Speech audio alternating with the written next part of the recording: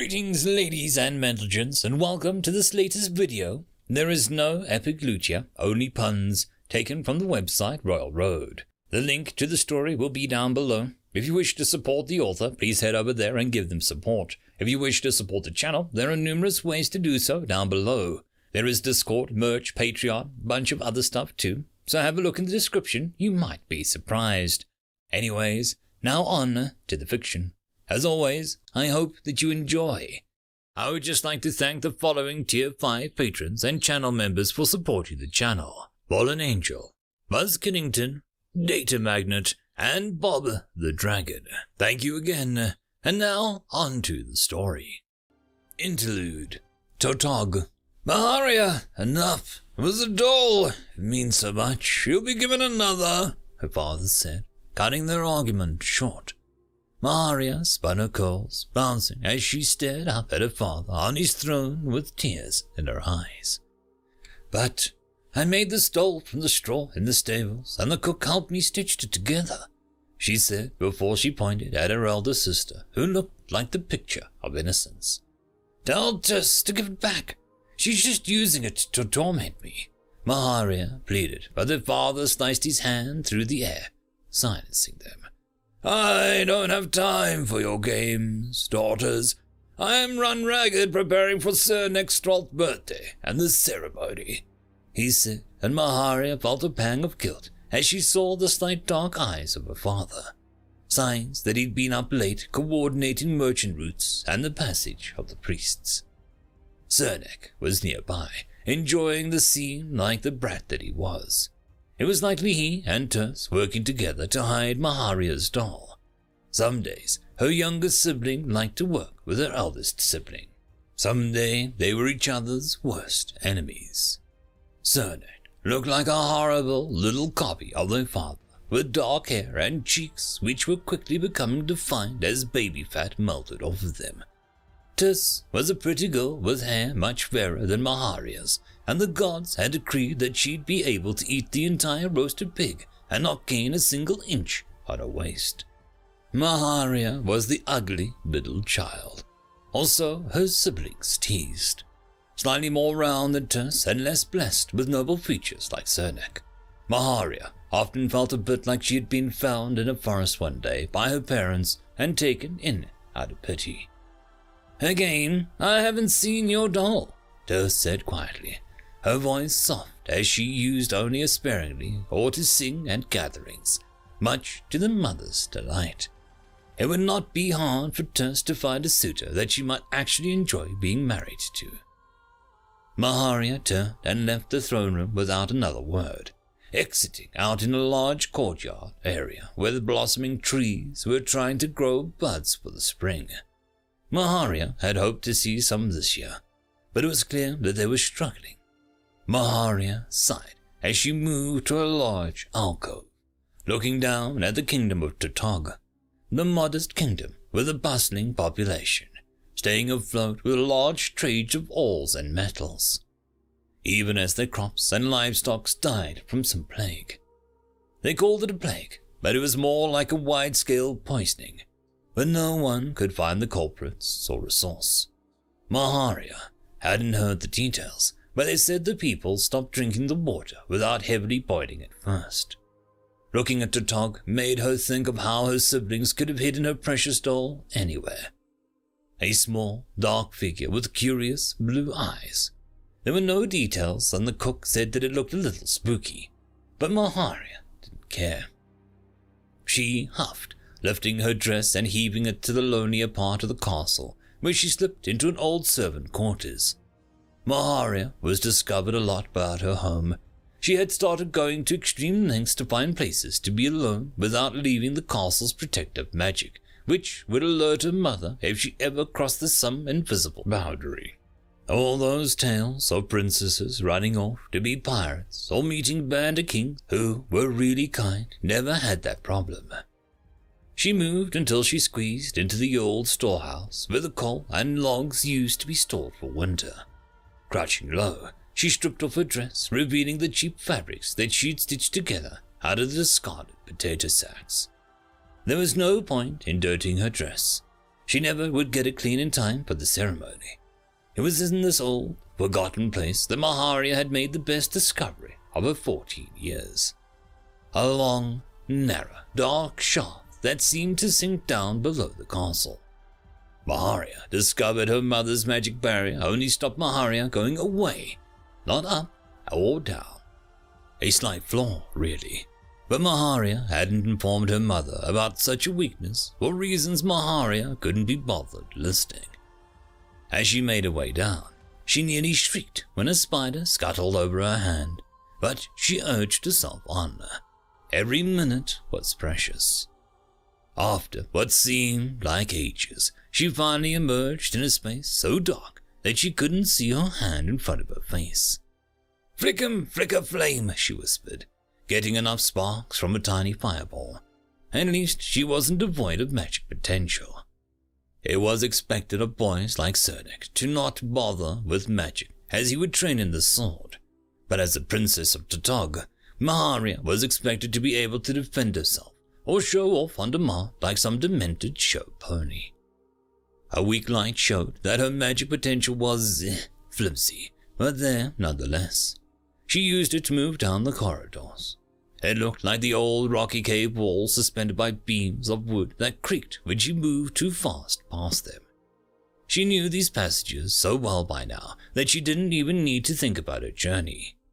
Left, right, under the fallen beam, past the boulder that looked like a gnome, down the hallway, past the collapsed passage and the headless skeleton crushed under the rocks, and finally down the long, curving tunnel. Maharia slowly emerged in a large space that had tons of mining equipment discarded about. Over time, Maharia had turned the cart into a comfortable little nook with a pillow inside of it. The pickaxe was used as a hook for any coats and satchels that she had with her, and she hid a supply of good quality candles nearby. She lit one and put it inside the shade container that heavily dimmed the light. It had to be just dark enough. Once she was ready, she walked over to the large crack in the wall before she pounded on it with her fist. "Are you going to wake up, or am I going to have to shove the candle in again?" she called out, and the utter darkness inside the crack stirred. After a moment, what seemed like a liquid shadow slowly began to ooze down the crack before it pulled. "It's right," the pool gargled. "It's dark, you're just sensitive." Maharia scowled. "Perhaps more sleep," the voice said before the puddle slowly pulled itself into a small, featureless form that barely came up to Maharia's knees. "You once told me that you'd be taller and crush rocks with your bare hands. I'm beginning to think you lied to me," Maharia said dryly as she sat down in the shade to let her friend escape the light. "It's not a matter of time. The passing of moments. Yes, time. It is a matter of insights. Blooming insights, together in one," the shadow said slowly. It did everything slowly, like it honestly wasn't in a rush or had a limit on time. "Son, if you go into a ramble about these seeds again, I will squish you and back into that hole in the wall," Maharia warned. Son was Maharia's only real friend. She called it son because when she asked what it was one more time, all it could do was say, "It was the sun and the seed." Seed wasn't a good name, and Maharia found it a little funny to name her friend who hated light so much after the biggest source of light around. "Don't squish me. It is unpleasant. I am the seed. Do not squish the son of the great seed," it muttered feebly. Maharia rolled her eyes and pulled out a nearby blanket. Unrolling it, the white gleaming bones of various rats that had died in the tunnels had been cleaned and carefully stored along with the human skull. "Can we practice? Today's hasn't been good," Maharia asked quietly, and Sun looked up to her. Its dark, blue, glowy lights it had for eyes examined her for a long moment. "Are you sad?" it asked, and Maharia shook her head, lying as to not worry her friend. Just a long day, she lied. I can help practice. Your seed responds well to this art. Sun said softly as it slowly put its hand over hers and channeled her magic. Unlike when she cast the fire magic or the more traditional barrier magic of her mother, there was no slowness or resistance. Maharia's mana flowed so much better. It felt natural. The bones began to glow and tremble before the rat bones slowly formed into crooked legs of the human skull, which chattered, jaw rattling. It took a few wobbly steps before it collapsed into a pile again. That sad little action took a quarter of her reserves away in a single sweep. Maharia really was pathetic. You are wonderful, Sun murmured, making Maharia blink at the shadow stupidly before she covered it up with an irritated expression. False compliments are not becoming of friends, she said, looking away. The shadow tugged, and Maharia had to steady herself as the force was enough to move her with ease. He was a strong thing, even at his weakest. What is false? Sun asked, and Maharia stared, not understanding. Falsehoods, untruths, lies, she said, waving her hand, and after a moment, there was a long moment before Sun let her go. I do not understand, Sun said bluntly. Maharia rubbed her forehead. Sun was a friend, but she had to remind herself that he was legitimately a blob of shadows that she'd pulled out of the wall for a chat and magic training. People lie. They say things that aren't true. Sometimes they do it to spare your feelings, sometimes they do it to avoid being in trouble, and a lot of the time they do it just to hurt you. Maharia said quietly, thinking of a doll. You think I was being false about your progress? Sun asked after this, his form slowly dropping balls of slow-moving shadow up and down from his arms and head, like a ball of darkness that had its own gravity. No, it's just, I don't handle compliments very well, Maharia said slowly, as she picked up a nearby stone and tapped it gently against the card. Your seed was closed. It was small, and it cried. It was said you felt empty, and you felt sad. It was that woke me when you first fell into these mind tunnels. Sun began as he sat down next to her and tried to mimic her attempt at tapping on the minecart as if it were a new game. My seed shouldn't be so expressive, Maharia whispered as she dropped her stone. But Sun caught it with his shadows and handed it back to her. I disagree. To be open is to love. We all came from one being in the darkness. We should not hurt, lie, or close off from one another.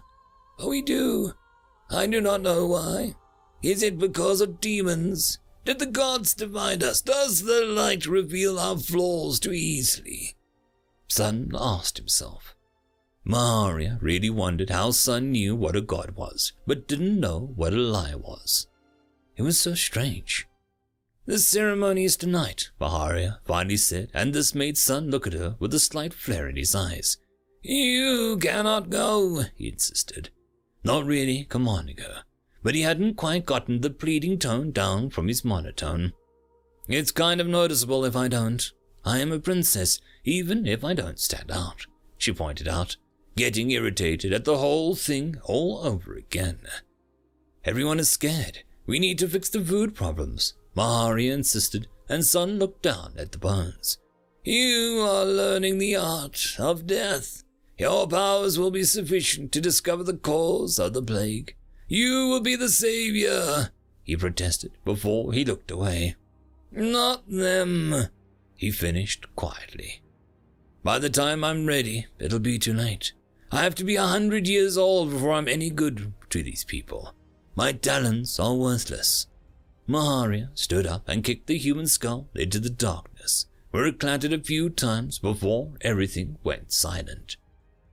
Maharia looked down as the candle light became blurry. How unbecoming of a princess. At least only Sun could see her. Lies! It came so abruptly that she spun in surprise. Sun was standing there, staring at her. That was a lie, a falsehood, an illusion of words to try and hide what is obviously the truth. Your talents are better than you claim. Few, very can simply animate bone and more with sheer mana. Most need a connection or some power passed down. You are the first of your line to use this art. You are worthy. I cannot lie, Sun said firmly. Sun, she said before inhaling once. She masked her urge to sob into the strange little shadow's arms. He would likely run away in fear for being squished. I'm glad your speaking lessons are paying off, she said briskly, and Sun tilted his speechless head. I have a good instructor, he agreed. In the end, she had to attend the ceremony. She only barely made it in time after washing up and rushing to the royal chambers behind the grand hall.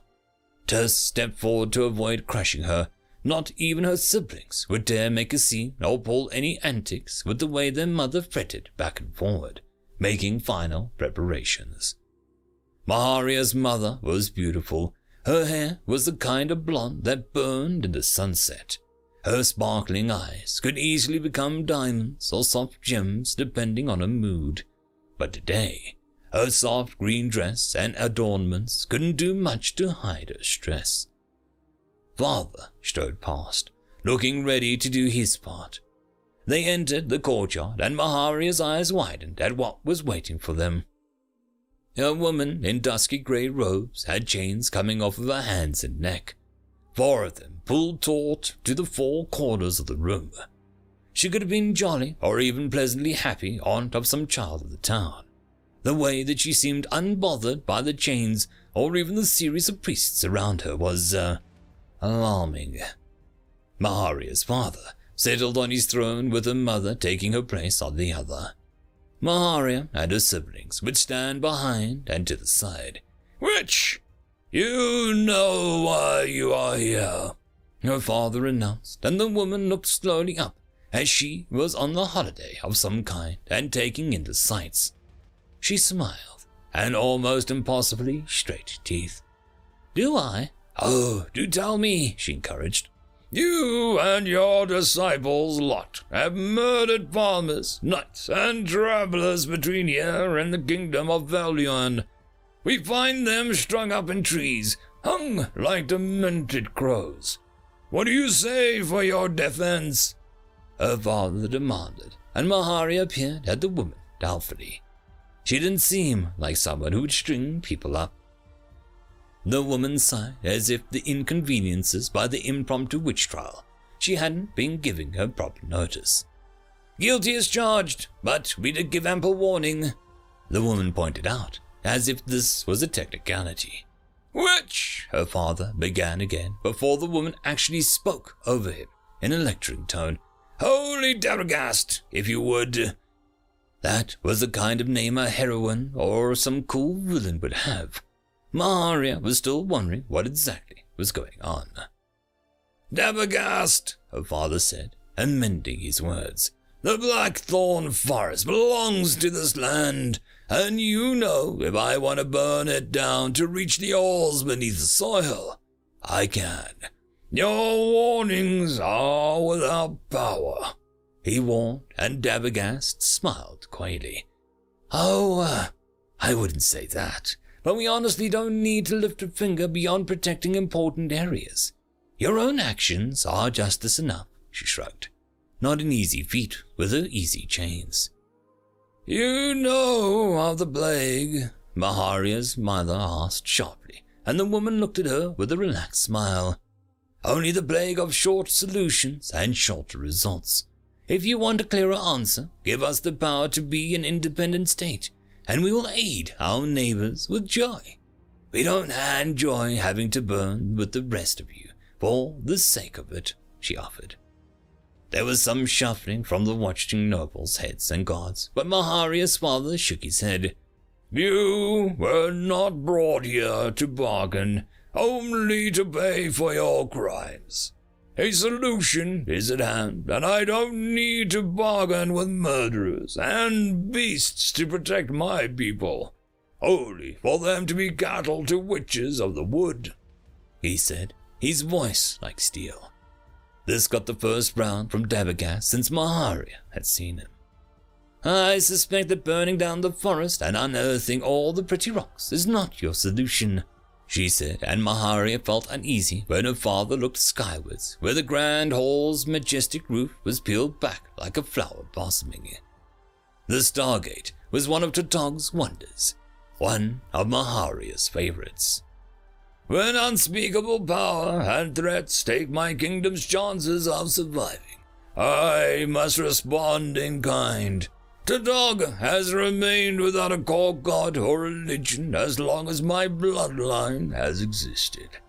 We have allowed other practices to exist out of respect and to remove evil, but as a whole, we lack the power, the protection of a god," he said, and the stars above twinkled like fireflies. That was Maharia swallowed hard, but she didn't dare move. Dabagast had little care to do the same. Her chains rankled as she tried to move forward. "Why not ask for a priest to come? Why not adopt a god that is already formed?" she demanded, and Maharia's father looked down as if there was a binding on his own hand. "I've seen how that works. A religion that knows it is needed has power not even a king can counter. I cannot let my people be saved from this danger, only to be thrown into the midst of a bloody civil war," he suddenly yelled, and Dabagast narrowed her eyes. "So you will conjure the beings from the other side, poke your own hole in the sky for new lights to shine through, create your own little star and hope it shines brighter than the rest.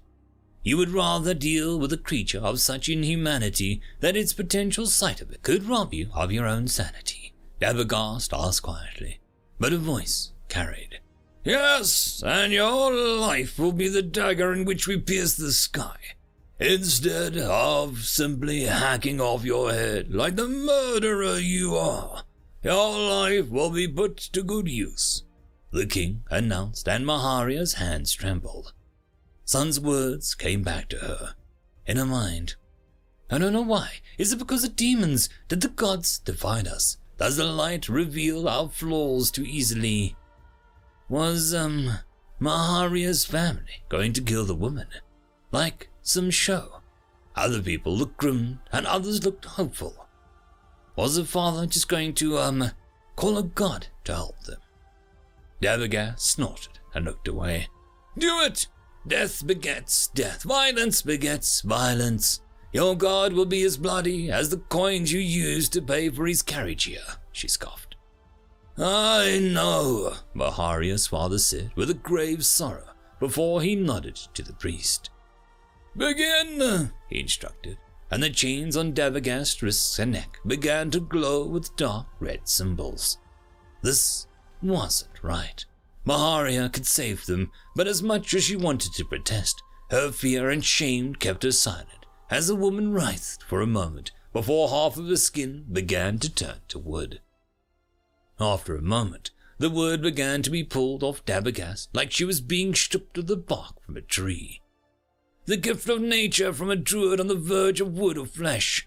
I seek not death, but your life," the king, a man Maharia couldn't call father at the moment, said as Dabagast stared at the wooden form that looked like a being pulled into a circle. "That's my choice, she roared, the chains buckling as she tried to reach for the wood. "I choose to be wood or flesh, not you," she snarled, eyes glowing black. After a moment, she fell to her knees, still heaving and snarling. "I am flesh," she whispered, and her eyes looked at the circle where the wooden face looked back in sorrow. "Your god will be everything you wanted, and more," Dabagast swore, like a curse, and Maharia felt sick. With one last look, the king nodded, and the guards led her out, dragging her as she refused to be led peacefully. There was a lot of mana being gathered as the wooden druid form looked skyward as if thinking. The priests slowly used a magic circle to raise their voices, and as things reached crescendo, the mana and chanting, the wooden form exploded, a green light shooting skyward. A star appeared directly above their kingdom. It formed like someone took a knife and draped it over the darkness. Inside the circle, a single stem grew up from the solid stone, a bud white and closed. The king rose and approached it. "It arrives, the envoy of our god," he announced, and the room's atmosphere seemed to grow tense and excited. The flower pulsed, but seemed to be content waiting. The king knelt before it, offering it the highest respect. "Oh God, being from beyond, I am King Harnack of Tutug. I call you here to bring life to my dying kingdom. Let us hear your desires, and let us work in harmony," he intoned. The thing bloomed. Inside the bulb was an eye. "I will heal this land of sickness as you desire," it promised, and its voice was strange, like an old man that spoke down at people. Maharia didn't like it. "Worship me. Offer your throne to be the soil in which I will become the tree of this world," it said, and that made her father swallow. "Great one, there is a world tree already, the mighty Wayan, the benevolent goddess who heals any that drinks of her sap," he explained. There was a long pause as the ugly flower in the circle seemed to think this over. "I see. Then half of my work is already done. But first," it said, and blinked once, the eyelids coming in sideways. "Let me heal this land of its sickness," it said, and everyone moved in close before the eye began to bleed a dark fluid, as if crying. "The foolish insects that rip it apart, poisoning themselves with the very metal that they think will save them. You used pain and loss to bring me here. Let me repay that kindness," it said, and it lashed out with a dozen tendrils, impaling people in the shoulder or leg. One came from Maharia, but she reacted out of fear, her hand glowing sickly green, which caused it to rot before it touched her. The plant demon screamed. The people around her stumbled. "Bring me the Deathbringer! Bring me the child of marrow!" it hissed. Maharia narrowed her eyes and snarled, moving forward to rot the demon before it hurt anyone else. Her father, her mother, her gods, the nobles, her siblings all turned to her, thick worm-like veins pulsing in their necks or arms. Maharia backed up. "Papa, Mother, Cernak, to us," she called, but they advanced on her as their eyes became dull. "No, only me," they said, and the bronze voice came out of their mouths. Maharia screamed as they reached for her. The ground exploded, sending her mother and father's thrones into the air as a massive shadow tendril emerged.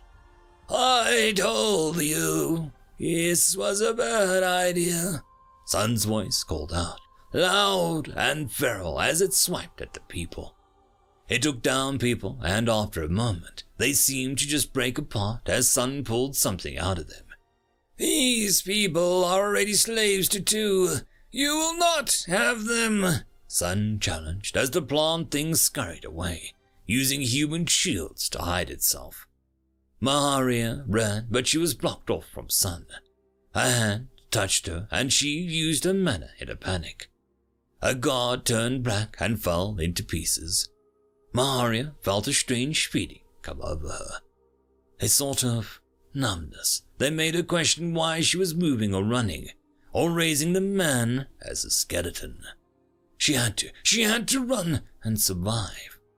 Such power, such unity of power, I wanted, but no, you're not the one, the true source, the plant spoke from all angles and all mouths. Even as weak as I am on this plane, I could sense them, one high, so high that it would burn me to touch, but another deep in the darkness. That one I can hunt, it said with glee. As much as I hate them, my aunt and uncle will tear you apart, and I shall enjoy it, Sun said, and Maharia turned as the shadow tendrils formed a rough human shape as it destroyed more and more lights. Family, would that make you, the nephew then? The blonde murderer asked, amused. Sun looked at her, and it was almost like she could smile. I suppose I am, he agreed, and part of the wall was struck as he moved to attack. Something stabbed Maharia in the back. But your dear Princess Marrow will be short a friend, it seems, the plant whispered before the creatures around them, no longer people, began to advance on them with no further comment, as if the plant demon was now too far to spend that much power. Maharia hated that word. She hated that name. Turning, she saw Cernak and Tess standing there, their hands on their back and her ugly worm necks bulged. Tess blinked once, and then something was in her hand, as if she was trying to work a limb that didn't work anymore. It was Maharia's doll. Tess must have been holding it when she was attacked, in the act of returning it to calm Maharia down from the ritual. Maharia would kill the demon. She would find it, rot it, burn it, find out what made it tick, and make it scream. She would study these worm monsters in her people. She would learn how to fix people. But first, she couldn't feel her body that much. They must have hit her spine. Maharia couldn't exactly do anything if she died, but as they were connected to her, the doll, the thing she put her mana into for fun, acted like a strange bridge. It let Maharia see into her brother and sister, seeing beyond their flesh to the black seed where the worm was trying to burrow, to feast on. If they did that, then her siblings were truly gone. Maharia refused them that fate. She felt her own seed flow through the flesh, injecting herself into Tess's body, putting Cernak for fuel. A moment later, the parasite tried to kill Tess, but Maharia flung mana at it as it tried to surge into her, Tess's brain. However, the issue was she wasn't working with her own tiny magic anymore. Tess was as talented as Cernak was, scary in his own, or perhaps personal potential. The mana escaped her control as she felt, painlessly, one side of her face explode with an angry raw cackle of energy. Maharia grunted and pulled the bone back together with sheer mana, the bone becoming black as it became tough as it absorbed more magic. The parasites rotted, and Maharia turned as her aura spread, turning more monsters to dust. Sun watched as her and he held two forms out. Maharia saw her parents were partly gone, and only one of her new eyes could weep. The other eye socket was empty. We all become one, but until then, you should look after them. No, nephew promised. Maharia took it in her mother and father's half to form seeds, and her mana again began to expand beyond her control. I don't think I can keep doing this, she admitted as her bones creaked. The power was breaking down and rebuilding her every second that she couldn't control it. You can't. Bloodline of the seeds allowed you to reform this trick, but any more require true mastery. There will be time for that later. You need to grieve, nephew instructed. But Maharia ignored him to move to the gates, where she saw the castle gates were already torn open and the guards shuffling like monsters inside. I can grieve tomorrow, she said, with hatred to her tone. Tonight, till dark burns, until I make a god scream, she promised. Gods divide us, demons lie to us, even the sun and earth plot against us. In the end, we become one, or we fall, nephew said as he fell into line with her, more an abstract shadow than anything. Then let us fall into silence. I don't want to pray to the stars anymore. I just want it to be quiet, Baharia said softly, as behind her, her power finally ate through the stone and the walls began to collapse inside. Turning, she placed her doll down on the rock before collapsing the walls to her home. You cannot free them, Cernak said poisonously. You should have joined us. It was peaceful, Terse agreed. I will free you, even if death becomes the only option, Maharia said to the doll, leaving her behind with her innocence and life. Her siblings turned mad, continued to speak to her, their words like glass, but each moment was also comforting, knowing that they were still there. 100 years. Maharia had time now. She could figure something out. Holly Dabergas walked out of the gardens of the castle, a crushed worm in her hand. She looked at the pair walking off before picking up the doll left behind. The magic inside was small, but it was there. She turned the thing over and she saw the princess had stitched a name into the back. It was a little crude and hard to make out. Sav?